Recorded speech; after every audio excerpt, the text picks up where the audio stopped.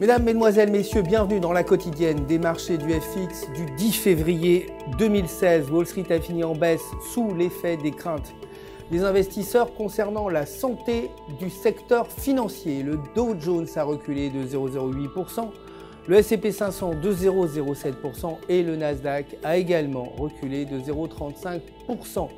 Le titre GoPro a gagné 3,64% pour finir à 11,39 $.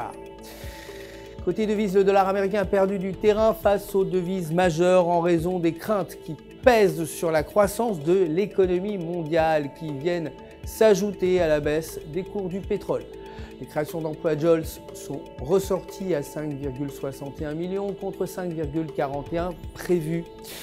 Le solde budgétaire fédéral devrait afficher un excédent de 10,3 milliards contre un déficit de 14,4 milliards précédemment. La présidente de la Réserve fédérale, Janet Yellen, devrait prendre la parole aujourd'hui. L'or s'est inscrit en baisse pour clôturer à 1189 $ l'once et le cours du baril de brut a baissé à 28,31 $, largement en dessous de la barre des 30 $.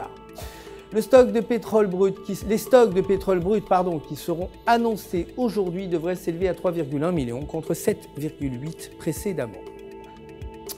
Côté devise, l'euro s'est déprécié face au dollar pour clôturer à 1,1290 et techniquement, selon le graphique du jour, la paire a franchi la résistance à 1,1050 avec un RSI supérieur à 50 points. Si elle reste à ce niveau, la tendance haussière pourrait se prolonger et propulser la paire euro-US dollar vers 1,1400. Mais si elle passe sous la résistance, la paire pourrait retomber aux alentours de 1,0950. La production industrielle française devrait enregistrer une progression de 0,2% contre un repli de 0,9% précédemment. La livre sterling s'est appréciée face au dollar pour clôturer à 1,4473 et techniquement, selon le graphique du jour, la paire est passée sous la résistance à 1,4600 avec un MACD supérieur à 0. Tant que la paire reste au-dessus de la moyenne mobile de 20 jours, elle pourrait tenter de surpasser la résistance à 1,4600, mais si elle repasse sous la ligne, la paire retomberait vers 1,4250. La production manufacturière dévoilée aujourd'hui devrait afficher une hausse de 0% contre un recul de 0,4% précédemment. C'est la fin du flash. Je vous retrouverai demain matin pour les nouvelles actualités des marchés. D'ici là, restez en notre compagnie sur www.ufx.com pour tous vos besoins de trading.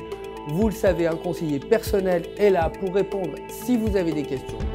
Tout UFX se joint à moi, bien sûr, pour vous souhaiter une excellente journée de trading.